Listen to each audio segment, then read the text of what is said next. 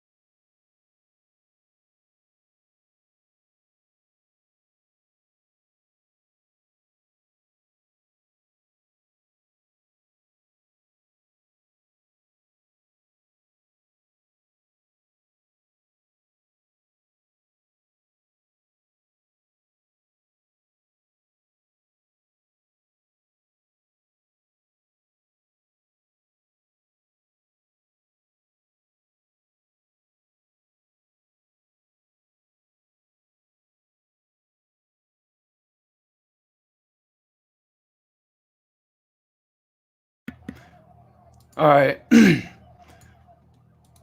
I think you guys get the point. I'm not going to show the whole video. Go to Quarryman X's channel if you want to see that.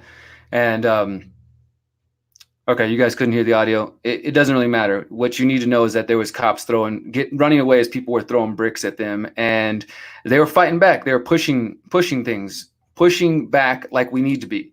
So I'll share that video if you want, but just go to Quarryman X's channel. I'm going to show you one other thing, because look, what happened last night, you're going to hear news reports that the people were violent and just going to make all kinds of excuses for the cops. But the people were peaceful at first, and then the cops started throwing tear gas and flashbangs.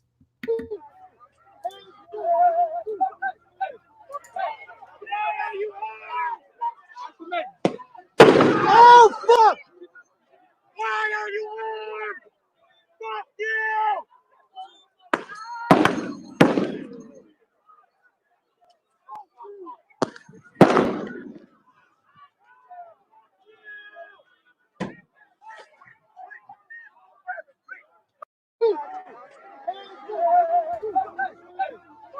All right, so you guys see that one too. So that was off. I was watching Twitter all last night and seeing what was going on. Again, there were people, they were marching in the streets. There was lots of peaceful things you could say for a while.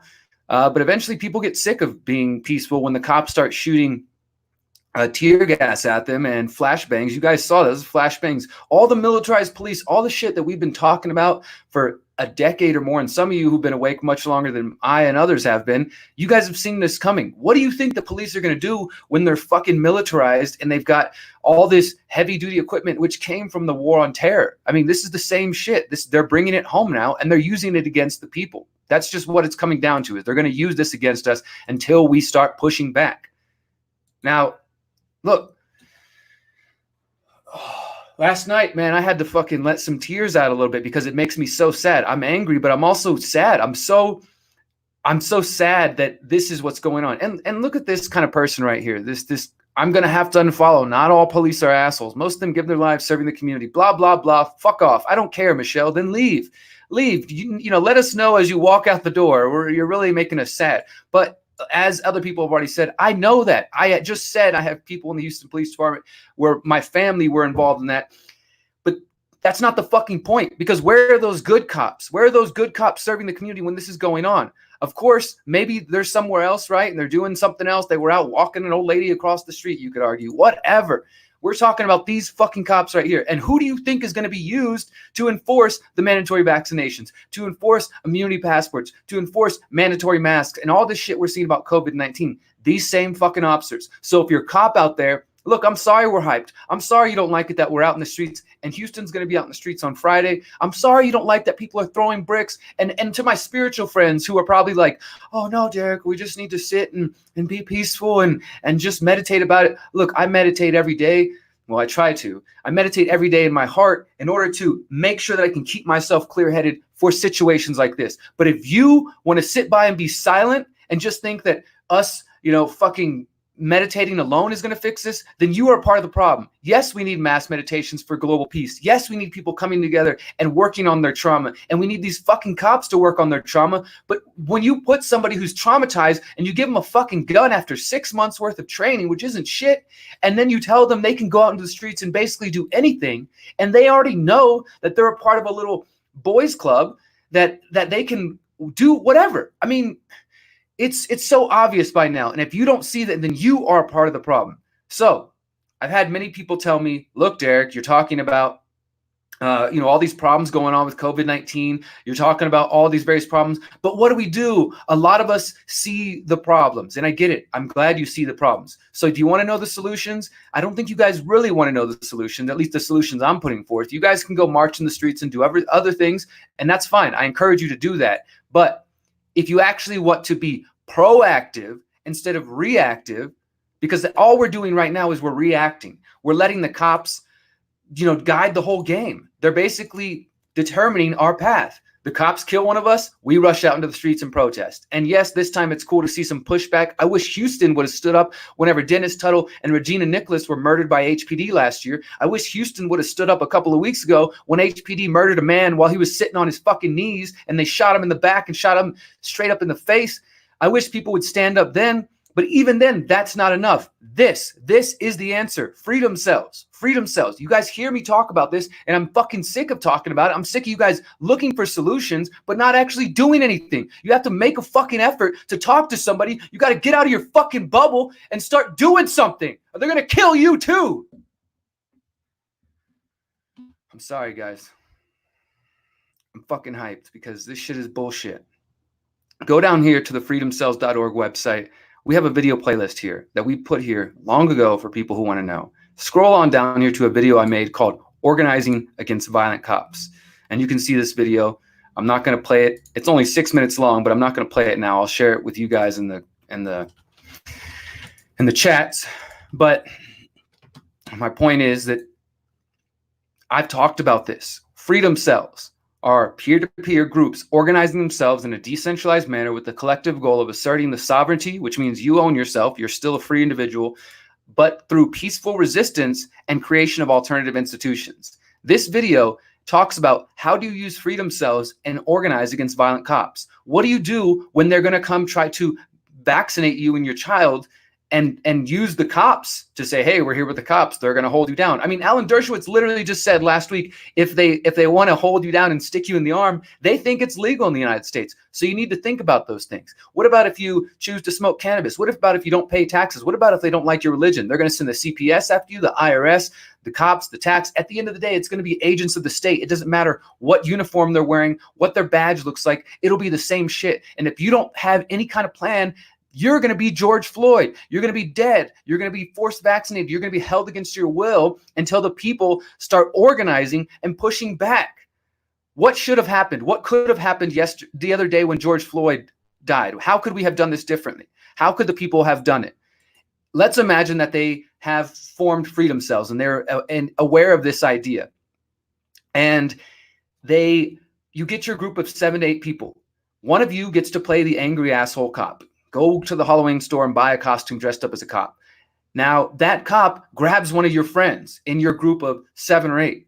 How do you respond to that? I've said this before. When I used to do cop watching often, we would do role playing. You would have people film. Let me see if I can get a diagram somehow. Imagine though, just that up here in the front is the person being held by the cop, and the rest of you are over here. Well, one of you goes to this side and films from this side. One of you goes and films from this side. One of you films from the front, and somebody stays in the back to make sure they can get all the angles. That's how we would do it when we were role playing about filming cops. The same thing needs to take place about how you would handle an invader in your community. That could just be a thug off the street. It could be a thug in a police uniform. It could be a thug in a CPS outfit. It could be a thug working for the IRS. It doesn't matter. If somebody comes into our communities and tries to invade and take one of us away or put their fucking knee on one of our necks and just hold us in the streets and kill us in the middle of fucking daylight on the street, then they know they can get away with it. Okay, cool. 4 cops got fired. They're probably going to get pensions. I'm sure all their cop buddies are patting them on the back, say, it's okay. Don't worry. We'll smooth this over. Everything's going to be fine. Just let it blow over. The people are mad right now, but they know typically we have short attention spans. We have short timelines. Within a couple of days, people are going to move on to the next story. The news is going to move on to the next story. And unless people sustain that pressure, it will happen again. Let me see. I got another image that a friend made about Let me see.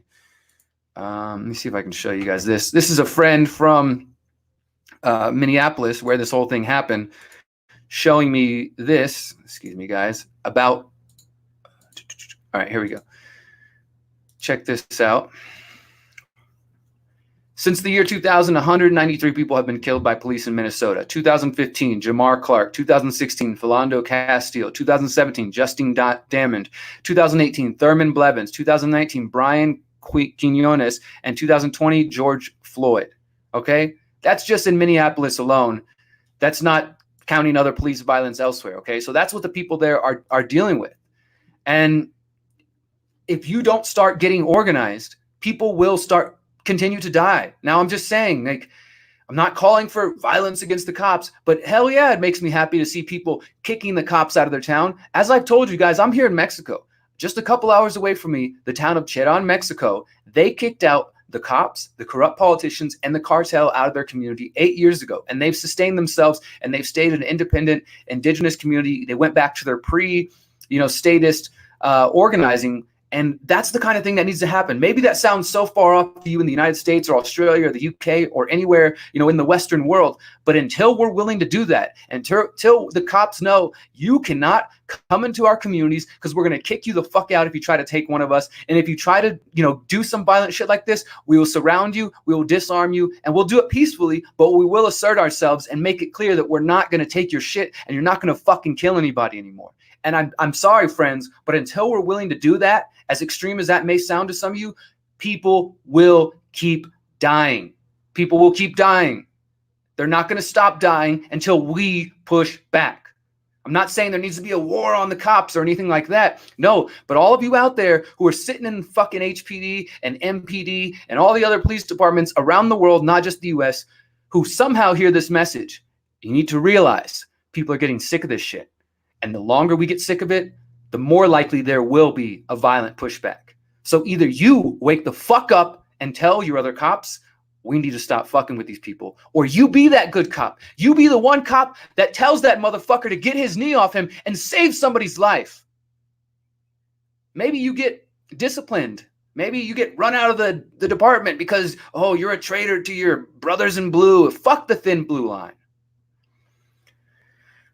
I could go on all day about this, but I'm not going to. The last thing I want to share with you guys is that there's a very real cost to this. What I found out is that George Floyd is actually originally from Houston, where I'm from, 3rd Ward, a neighborhood that I lived in just a few years ago. Born and raised over there, George Floyd was. And one of his best friends was Steven Jackson Sr., also known as Stacks, who is a former NBA player that some of you may know. I don't watch basketball, so I don't know shit about it. But you can see this video right here. It's got 504,000 views. This is when Steven Jackson found out that his friend, what he called twin, his good friend, had just died, George Floyd. And so he does this video. Here's a picture of George Floyd right here. This one over here is George Floyd. Steven said that he sent him box and box of clothes because George Floyd had recently moved to Minneapolis to try to start his life over, to get a new job. And because 3rd Ward is a place that some people never make it out of. So he went to Minneapolis to try to get his life together. Here he is playing football at Yates High School. This is so fucked up.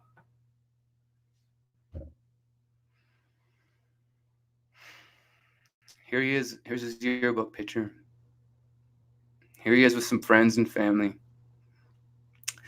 There he is right there. And Steven Jackson Sr. has said that he's available for interviews. I've already reached out to him, and I want to make sure that somebody who grew up with George Floyd gets to tell the story of who he really was, because as you guys know, the media is going to attack him. They're probably going to, if he was ever arrested, they're going to pull out some old, mugshot and try to make him look like a criminal. And, all the people who are stuck in their fucking race mentality are going to be like, well, he was a thug. And then the other people are going to be like, well, they shouldn't be out in the streets. It's just more division. We need unity more than ever right now. Please use the Freedom Cells website. Please go to freedomcells.org, join the website. Don't just join. Don't email me asking how to use it. Watch the videos on the website. Join, create a profile, create a cell in your area if there isn't one. Add yourself to the map. Connect with people. Organize real-world face-to-face meetings so you guys can get together and start growing your own food, start unplugging from these systems. And yes, absolutely, start talking about how to defend yourself, because no community is truly free unless they can defend themselves against invading forces, whether that means the Chinese government, the US government, the local violent police, the violent criminals or crackheads, or anybody. If you can't defend yourself, if you're dependent on the cops, if you're dependent on somebody else, you're not free.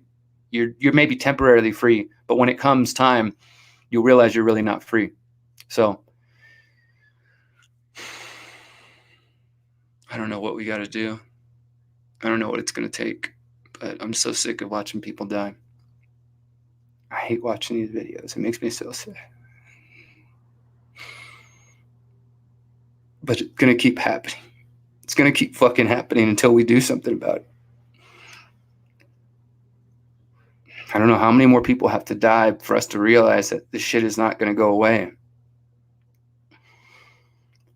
All I'm saying is that we got to get organized. If you don't want to see this happen more often, then we need to get organized.